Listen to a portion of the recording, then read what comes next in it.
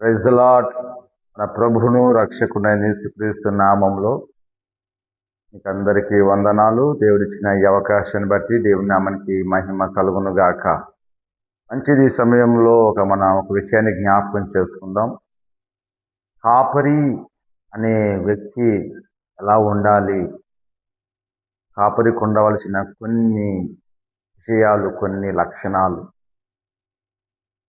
కాపరి చేయవలసిన పని ఏంటి, కాపరి ఏ విధంగా ఉండాలి, ఆయనలో ఉండాల్సిన లక్షణాలు ఏంటి అని ఒక విషయాన్ని మనం జ్ఞాపకం చేసుకుందాము. మొదటిగా కాపరి ఎలా ఉండాలంటే, లూకాసు సువార్త 15వ అధ్యాయము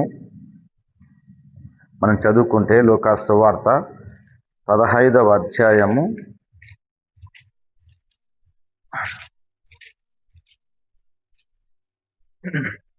4వ వచనంలో మనం చదువుకుంటే, మీలో ఏ మనుషునికైనను 100 గొర్రెలు కలిగి ఉండగా వాటిలో ఒకటి తప్పిపోయిన ఎడల అతడు 99 అడవిలో విడిచిపెట్టి తప్పిపోయినది దొరుకు వరకు దాన్ని వెతక వెళ్ళడా. ఇక్కడ యేసు ప్రభువు ఒక మాట సెలవిస్తున్నాడు. మీలో ఏ మనిషినికైనాను 100 గొర్రెలు ఉన్నప్పుడు, ఆ 100 గొర్రెల్లో ఒక గొర్రె తప్పిపోయినప్పుడు, తప్పిపోయిన ఆ గొర్రెను వెతకడానికి ఆయన 99 గొర్రెలను అడవిలో విడిచి పెట్టి వెళుతున్నాడు. 99 గొర్రెలను విడిచి ఒక్కదాని కోసానికి వెళుతున్నాడు. ఒకటి ఎక్కువనా, 99 గొర్రెలు ఎక్కువనా? అంటే 99 గొర్రెలే ఎక్కువ.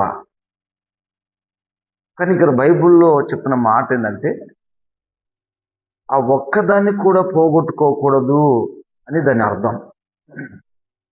అది ఏమైపోయిందంటే తప్పిపోయింది, మంద నుంచి వేరైపోయింది, మందకు దూరం అయిపోయింది కదా. అది గొర్రె అని ఒక రాయబడింది. కానీ మామూలుగా మన సంఘానికి వస్తున్న ఒక విశ్వాసి ఏదో ఒక విషయంలో తప్పిపోయి దేవునికి దూరం అయిపోతే, ఆ వ్యక్తి దేవుని సన్నిధికి రానప్పుడు నువ్వు ఆ వ్యక్తిని దర్శించి, ఆ వ్యక్తితో మాట్లాడి, ఆ వ్యక్తితో సంభాషణ చేసి, ఆ వ్యక్తి మరలా దేవుని సన్నిధానంలో కనబడేటట్లుగా, మరలా మందులో కలిసేటట్లుగా, మరలా సంఘంలో కనబడేటట్లుగా చేయాలి. తప్పిపోయింది కదా, పోతే పోన్లే అని వదిలేసుకునేవాడు కాపరి కాదు. కాపరి యొక్క లక్షణం ఏంటంటే, తప్పిపోయిన దానిని, ఎందుకు తప్పిపోయింది, ఎందుకు దేవుని సన్నిధికి రావట్లేదు, మందిరానికి ఎందుకు రావట్లేదని వెతికి విచారణ చేసి మరలా తీసుకొచ్చి మందుల్లో దాన్ని కలపాలి. కానీ ఈ రోజుల్లో చాలామంది తప్పిపోతున్న వారిని వెతకటము మానేస్తున్నారు, మందులో చేర్చటము మానేస్తున్నారు కదా. మన ప్రభువు తప్పిపోయిన మనల్ని కూడా కదా వెతికి రక్షించడానికి వచ్చాడు. కాబట్టి కాపరిగా సంఘం నడిపిస్తున్నా నీవు, నేను, ఎవరైనా తప్పిపోతే పోతే పోనులే, ఇంకా 99 గొర్రెలు ఉన్నవి, ఈయన పోతే 100 మంది వస్తారు అని ఇలాంటి మాటలు కాకుండా, నీ సంఘం నుంచి రక్షించబడిన ఏ వ్యక్తి తప్పిపోకుండా చూసుకోవలసిన బాధ్యత మనది. ఒకవేళ తప్పిపోయినా వెతుకు, వెంటాడు, మాటికి వెళ్ళి ఆ వ్యక్తిని దర్శించి, ఆ వ్యక్తికి ఉన్న బలహీనత నుంచి విడిపించి, బలపరిచి దేవుని సన్నిధానంలో, మందిరంలో ఆ వ్యక్తిని మనం చేర్చేవారిగా ఉండాలి. Praise the Lord. ఇంకొక మాట మనం చదువుకుందాం. యోహాను సువార్త 10వ అధ్యాయములో ఒక మాట చదువుదాం. యోహాను సువార్త 10వ అధ్యాయము 11వ వచనంలో రాయబడ్డ, నేను గొర్రెలకు మంచి కాపరిని, మంచి కాపరి గొర్రెల కొరకు తన ప్రాణము పెట్టును. యేసు ప్రభు ఇక్కడ చెప్తున్న మాట ఏంటంటే, నేను గొర్రెలకు మంచి కాపరిని. మంచి కాపరి ఏం చేస్తాడు అంటే తన గొర్రెల కోసానికి ప్రాణం పెడతాడు. ఒక కాపరి ఎట్లా ఉండాలి అంటే మంచి కాపరిగా ఉండాలి. చాలామంది కాపర్లు మంచివారిగా ఉండట్లేదు, దుష్టులుగాను, హాని చేసేవారిగాను, బాధ పెట్టేవారిగాను, దుఃఖ పెట్టేవారిగాను. కొన్ని సంఘాలు కాపరిని బట్టి ఆ కాపరి ఇలా ఉన్నాడు, అలా ఉన్నాడు, ఇలా నడుచుకుంటాడు, ఇలా ఉంటాడు, అలా ఉంటాడు అని చెప్తారు. మంచి కాపరి యొక్క లక్షణం ఏంటంటే తన మంద కొరకు ప్రాణం పెట్టేవాడిగా. మనం ఆరాధించే దేవుడు ఎలాంటి వాడంటే మంచి కాపరి.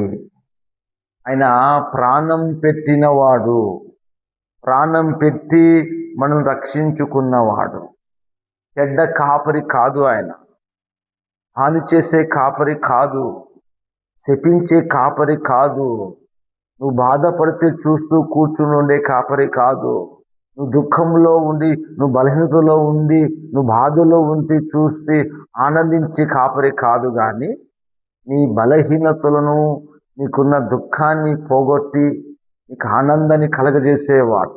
ఒకవేళ మనకేదైనా బాధ ఉంటే మన కొరకు ఆయన ఆ బాధను మన బాధను ఆయన భరించి మన కొరకు ప్రాణం పెట్టినవాడు. మన బాధల్లో, మన దుఃఖాల్లో, మన కష్టాల్లో మనతో ఉండేవాడే మంచి కాపరి కదా. మనం మంచిగా ఉన్నప్పుడు మన దగ్గరకు వచ్చి, మనం ఏదో బాధలో ఉన్నప్పుడు దూరం అయిపోయేవాడు కాపరి కాదు. కొన్ని గొర్రెలు ఉంటాయి, మూర్ఖపు గొర్రెలు. ఎన్నిసార్లు నువ్వు ఎంత ప్రేమ చూపించినా, నువ్వు ఎంతగా పలకరించినా, నువ్వు ఎంతగా మాట్లాడినా, నువ్వు ఎంత ఏది అక్కడక్కడ చేయాలన్నా అవి మూర్ఖులు.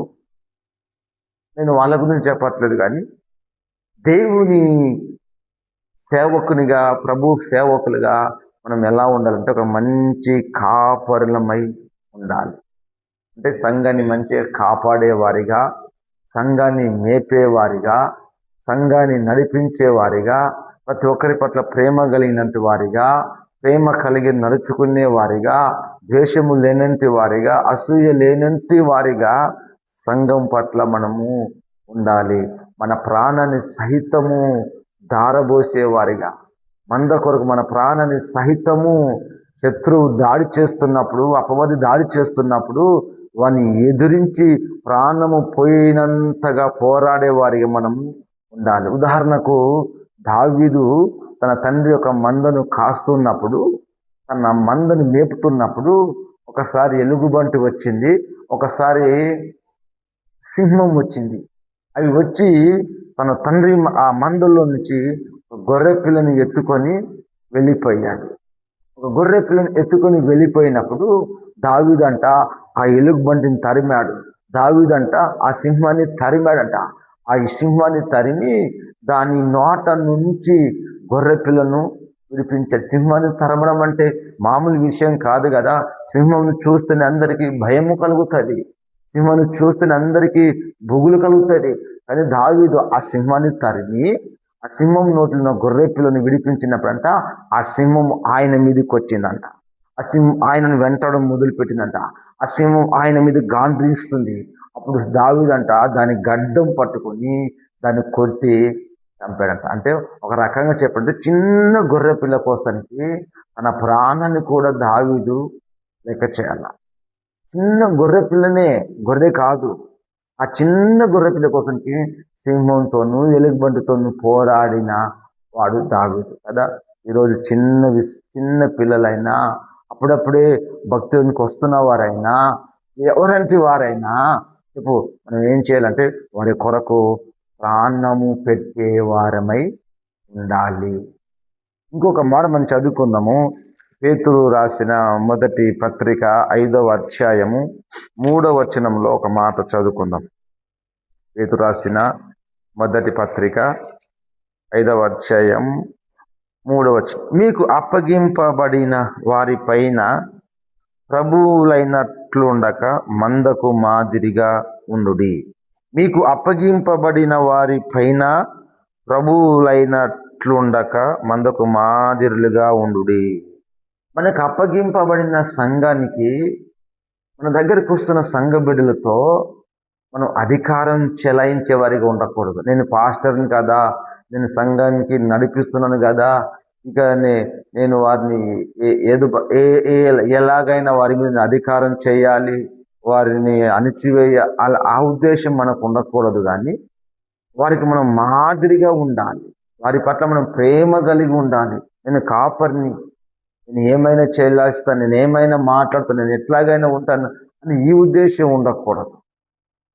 నా మాటని వినాలి, నా మాటని గెన్నాలి, నేను చెప్పింది చేయాలి, ఏ పని చేయని అందరు నాకు బానిసలుగా ఉండాలి అని ఈ స్వభావం మనకు ఉండకూడదు. ఎందుకంటే మన తండ్రి, మన ప్రభువు పరిచర్య చేయడానికి వచ్చాడు, కానీ పరిచర్య చేయించుకోవడానికి ఆయన రాలేదు కదా. పరిచర్య చేయించుకోవడానికైనా రాలేదు. మనం మాదిరిగా అన్ని విషయంలో, నీ భక్తి జీవితంలో మాదిరి, నీ ప్రార్థన జీవితంలో మాదిరి, నీ విశ్వాసంలో మాదిరి, ఇలా ప్రతి విషయంలో మనం సంఘానికి ఎట్లా ఉండాలంటే మాదిరి. అంటే మనం చూసి మన సంఘస్థులు మారేటట్లుగా, మనం జీవిస్తున్న విధానం చూసి వారిలో మార్పు కలుగునట్లుగా, మన విశ్వాసం చూసి వారికి విశ్వాసం రావాలి, మన ప్రార్థన జీవితాన్ని చూసి వారి ప్రార్థన జీవితం కలిగి ఉండాలి, వారు కూడా ప్రార్థించే వారిగా ఉండాలి. మన ప్రేమను చూసి వారు కూడా ప్రేమ కలిగిన వారిగా ఉండాలి. మన మన మన విశ్వాసంలో మనం ఎదుగుతున్న ఆ విధానాన్ని బట్టి, మనం అందరితో ప్రేమను కలిగి ఉన్న దాన్ని బట్టి, ప్రతి ఒక్కరిని క్షమించి ఆ తత్వం మనం కలిగి ఉంటే వారు కూడా తన వారిని, తన శత్రువులను కూడా క్షమించేవారిగా, క్షమించేవారిగా వారు రావాలి. ఎలా వస్తారంటే మనం అలాగ ఉన్నప్పుడే వస్తారు, మనం అలా జీవించినప్పుడే వస్తారు. కాబట్టి మనం మందకు ఎలాగ ఉండాలంటే మాదిరికరముగా బ్రతకాలి కదా. ద్వేషం ఉండకూడదు, కోపం ఉండకూడదు, అసూయ ఉండకూడదు, కుట్రలు ఉండకూడదు, కుతంత్రాలు ఉండకూడదు. ఇవన్నీ మన జీవితంలో కనబడితే వాళ్ళు కూడా అలాగే నడుచుకుంటారు. కాబట్టి మనం మందకు మాదిరులుగా బ్రతకాలి. క్రీస్తు మనకు మాదిరి ఉంచిపోయినట్లుగా మనం సంఘానికి మాదిరిగా. అందుకే అపోస్తలుడైన పౌలు గారు ఏమంటారంటే, నేను క్రీస్తుని పోలి నడుచుకున్న ప్రకారము మీరు నన్ను పోలి నడుచుకోనండి అన్నాడు కదా.